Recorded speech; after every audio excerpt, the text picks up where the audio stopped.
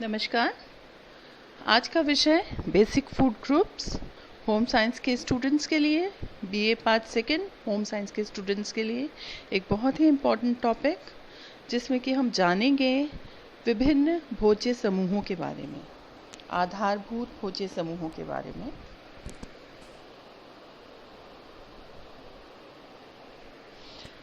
आधारभूत भोज्य समूहों के अंतर्गत क्योंकि भोजन की बात करने वाले हैं, तो इसलिए भोजन फूड के बारे में भी जानना ज़रूरी है। फूड क्या है? जो भी फूड आइटम्स, एडिबल चीज़ें जो हम कंज्यूम कर रहे हैं, जो हमें तृप्ति दे रही हैं और जो हमें ऊर्जा दे रही हैं ताकि हमारे शरीर की विभिन्न शारीरिक क्रियाएं संपन्न हो सकें, विभिन्न वेयर एंड टेयर का काम हो सकें, और साथ यानी शरीर के नियामक कार्य, शरीर को सुरक्षा देने का काम, शरीर की रोग प्रतिरोधक क्षमता को बढ़ाने का काम, ये सब आहार के द्वारा संपन्न होता है। तो जो भी हम खा रहे हैं वो आहार है जो हमारे शरीर को ऊर्जा दे रहा है और जिसका सकारात्मक परिणाम हमें प्राप्त हो रहा है। डाइट यानी कि हमारा मील, डाइट यानी मील, किसी की भी डाइट क्या होती है, अलग अलग इसमें क्षेत्र के हिसाब से डिफरेंसेस होते हैं, विभिन्नताएं अलग अलग पाई जाती हैं। अलग अलग स्थानों पे स्टेपल डाइट में कुछ भिन्नताएं होती हैं। कहीं चावल ज़्यादा कंज्यूम किया जाता है, जहाँ मुख्य रूप से जो पैदावार जहाँ पे ज़्यादा होती है जिस खाद्य अन्न की, उसी का कंजम्पशन ज़्यादा किया जाता है और वो स्टेपल डाइट हो जाती है उस क्षेत्र में रहने वाले लोगों के लिए। डाइटेटिक्स क्या है? डाइटेटिक्स की स्पेलिंग्स DIETITICS।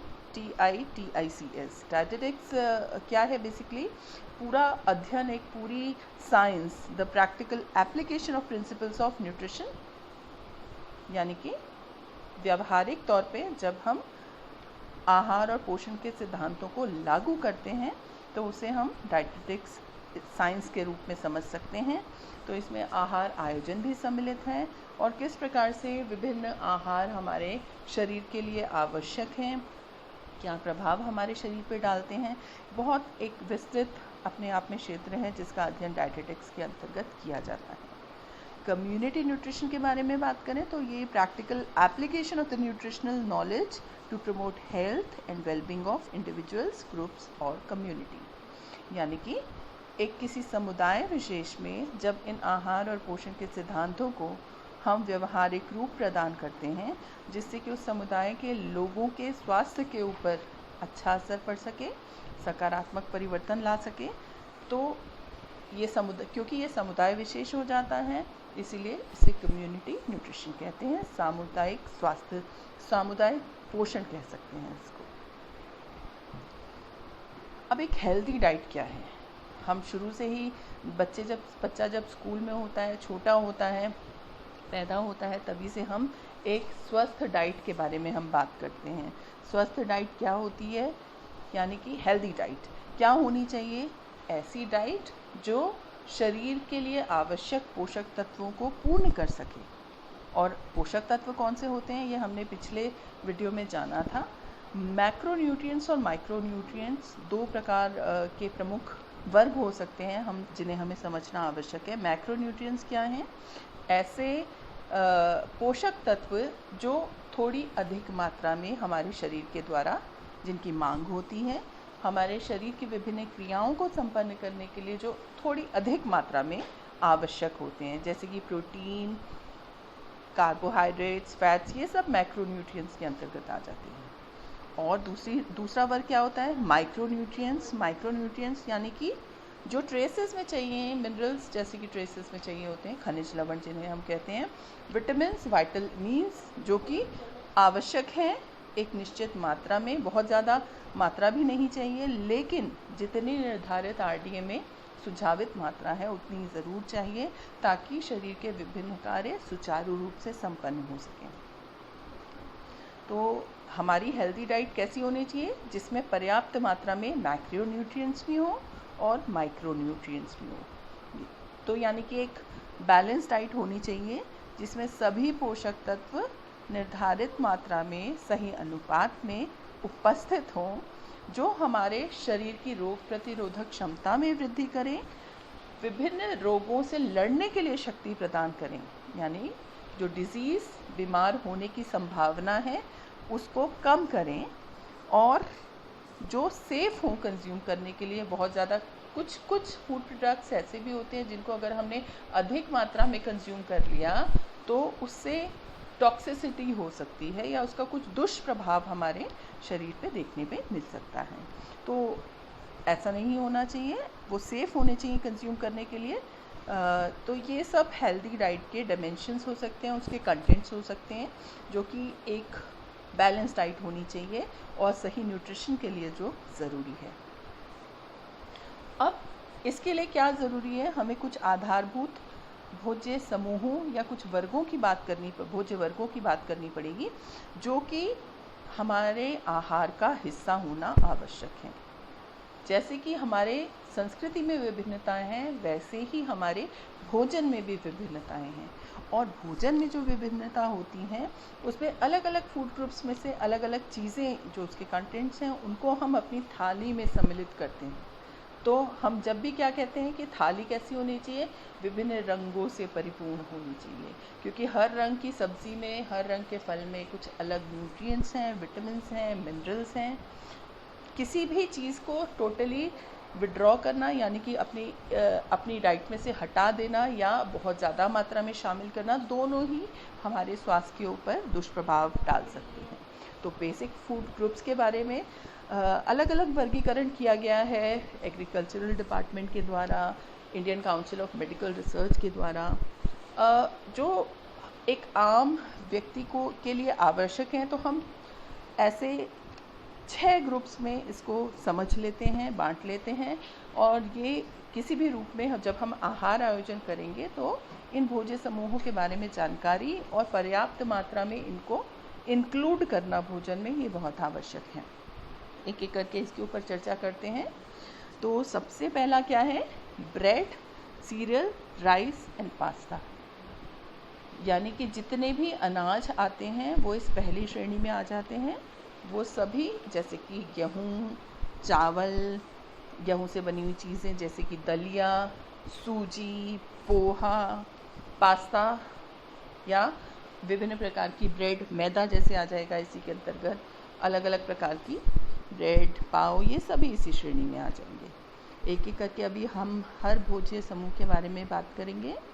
दूसरा, वेजिटेबल्स, सब्जियां, हम सभी जानते हैं सब्जियां।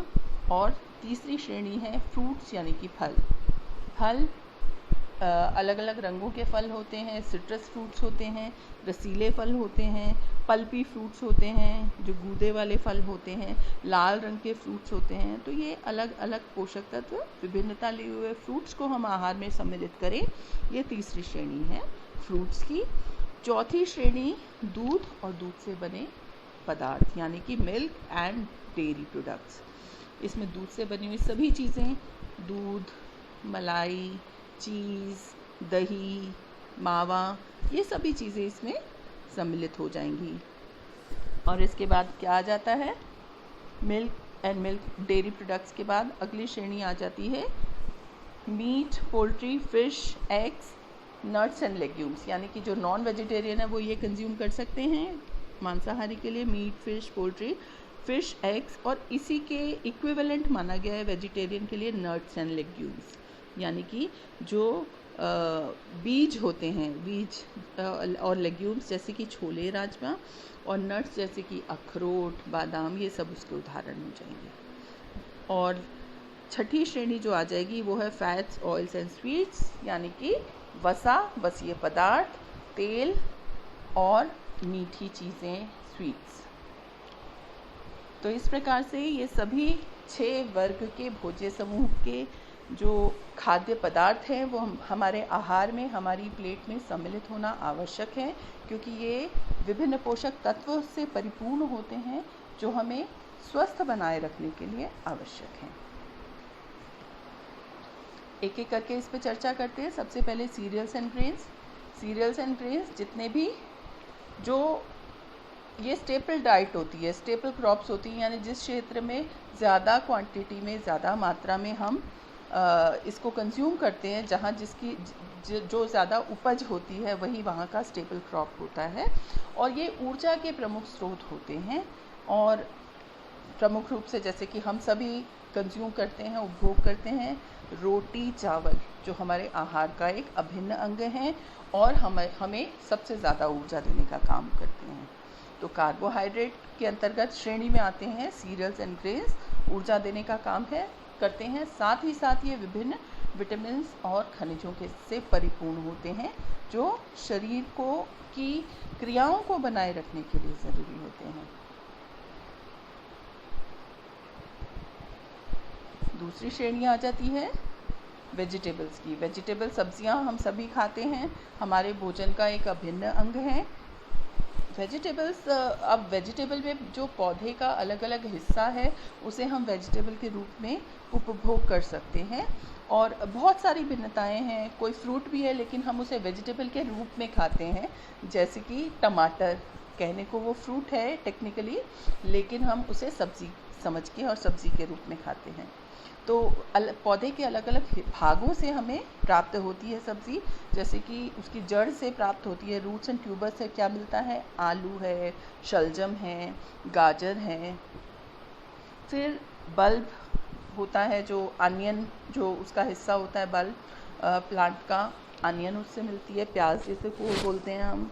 फिर स्टेम यानी कि उसकी डंडी से मिलता है, वो तने से मिलता है। सैलरी, जितनी भी डंडी वाली जैसे स्प्रिंग अनियन भी इसके अंतर्गत सम्मिलित हो जाएगी। फिर लीव्स, पत्ते हम सब कंज्यूम करते हैं, पालक है, मेथी के पत्ते हैं, या लेटस है, कैबेज है, पत्ता गोभी है, ये सब लीव्स हैं जो हम वेजिटेबल के रूप में जिसका उपभोग करते हैं। फिर आ जाते हैं फ्लावर्स यानी कि फूल, पौधे का फूल भी हम खाते हैं, सब्जी के रूप में उसे हम आहार में सम्मिलित करते हैं, जैसे कि कॉलीफ्लावर यानी कि फूल गोभी। तो नाम में ही फूल है, तो ये पौधे का कौन सा हिस्सा है, फूल, जिसे हम खाते हैं। ब्रोकली भी एक जो बहुत सारे पश्चिमी देशों में पाई जाती है और प्रचुरता से इसका उपभोग भी किया जाता है, तो वो भी एक फ्लावर है। इसके अलावा एक और चीज़ पीस और बीन्स हैं जो लेग्यूम्स हैं, और जब वो ये कच्चे और पके हुए दोनों रूप में हम खाते हैं। इन्हें वेजिटेबल के रूप में जब हम खाते हैं तो उसे कच्चा, वो इसका कच्चा रूप है, जैसे कि हरी मटर के दाने जो फ्रेश मटर खाई जाती है वो हो जाएगी, या हरा चना जो फ्रेश खाया जाएगा तो वो वेजिटेबल के रूप में। और जब वो सूख जाता है, मैच्योर हो जाता है, तो वो लेग्यूम के रूप में परिभाषित हो जाता है, उसको भी हम खाते हैं, जैसे कि काला चना या सोयाबीन या छोला। इस प्रकार से ये सभी वेजिटेबल्स की श्रेणी में सम्मिलित हो जाएगा। जैसे कि हम इस चित्र में देख रहे हैं, अलग अलग रंग की सब्जियां, अलग अलग पोषक तत्व इनमें उपस्थित होते हैं, इनका उपभोग हमारे शरीर के लिए आवश्यक है। गाजर, क्योंकि इनमें अलग अलग विटामिन्स हैं, खनिज हैं, बी कॉम्प्लेक्स विटामिन्स हैं, और ये शरीर के विभिन्न अलग अंगों के लिए कुछ विशिष्ट कार्य संपन्न करते हैं, कुछ एंजाइम्स को एक्टिवेट करने का काम करते हैं। इसीलिए ये सभी अपनी प्लेट में सम्मिलित करना किसी न किसी रूप में अच्छा है। जैसे कि हम हरे रंग के रूप में पालक खाते हैं, गोभी, जो ब्रोकली होते हैं वो खाते हैं, या फिर हरी पत्तेदार के रूप में बथुआ, मेथी के पत्ते ये खाते हैं, हरी प्याज के पत्ते भी खाते हैं। इसी प्रकार से लाल रंग के रूप में चुकंदर खा रहे हैं, गाजर खा रहे हैं, पीले रंग में कद्दू हम खाते हैं। इसके अलावा अन्य सब्जियां होती हैं, जैसे कि कद्दू, वो जिस प्रकार से टिंडा हो गया या बैंगन हो गया, ये सभी सब्जियों की कैटेगरी में ही आते हैं, जिनका उपभोग हमें एक हेल्दी डाइट के अंतर्गत किया जाना चाहिए। अगली श्रेणी फ्रूट्स की। फ्रूट्स यानी कि फल, हम सभी को फल खाना पसंद है, और ये जो फल हैं वो विटामिन्स और खनिज के प्रचुर मात्रा में हमें देते हैं और अच्छे उत्तम स्रोत होते हैं। रसीले फल विटामिन सी अधिक मात्रा में देते हैं, फोलेट देते हैं। लाल रंग के जो चमकीले फल होते हैं वो कैरोटीनॉइड्स के बहुत ज़्यादा, यानी कि विटामिन ए के स्रोत के रूप में अच्छे माने जाते हैं। और क्योंकि फल मीठे होते हैं, कार्बोहाइड्रेट के प्रमुख स्रोत हैं, और फाइबर इनमें बहुत ज़्यादा होता है, रेशा जो हमारे गट के लिए, हमारे पाचन तंत्र के लिए बहुत अच्छा है।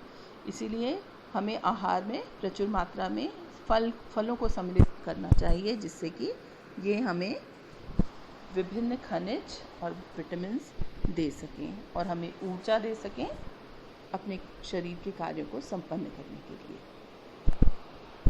अगली श्रेणी जो हमने पढ़ी थी मिल्क एंड मिल्क प्रोडक्ट्स, दूध और दूध से बने भोज्य पदार्थों की।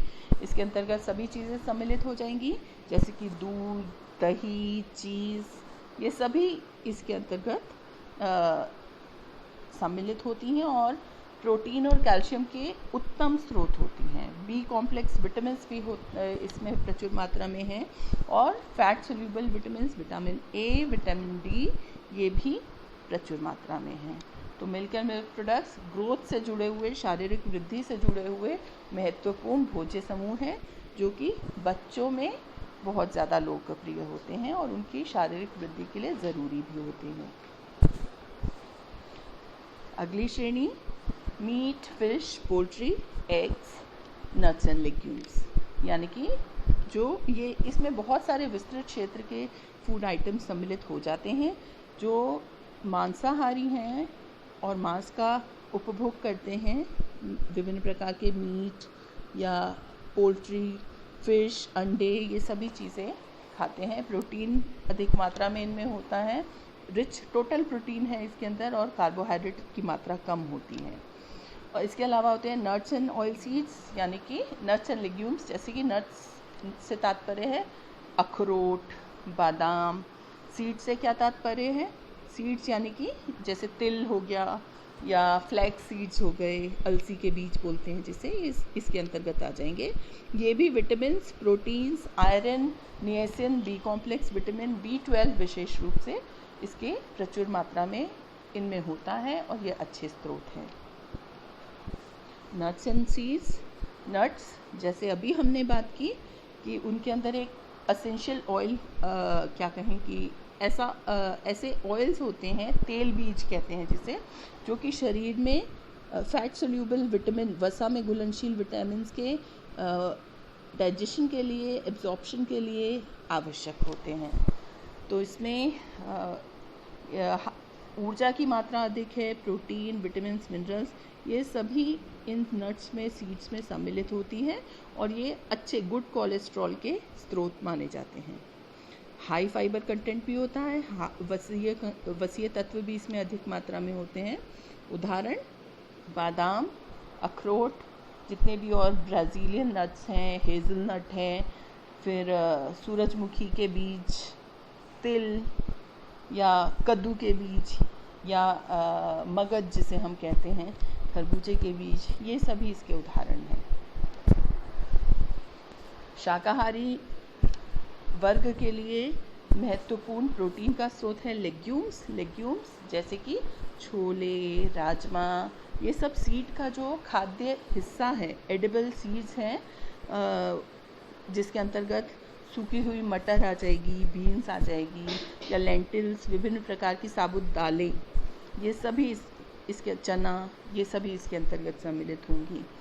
और ये इनमें प्रोटीन की मात्रा अधिक होती है, ऊर्जा देने वाले भोज्य पदार्थ होते हैं ये, और इनमें प्रोटीन के, इसीलिए हम कहेंगे कि प्रोटीन के साथ साथ कार्बोहाइड्रेट के भी और डाइटरी फाइबर के भी ये रिच स्रोत होते हैं।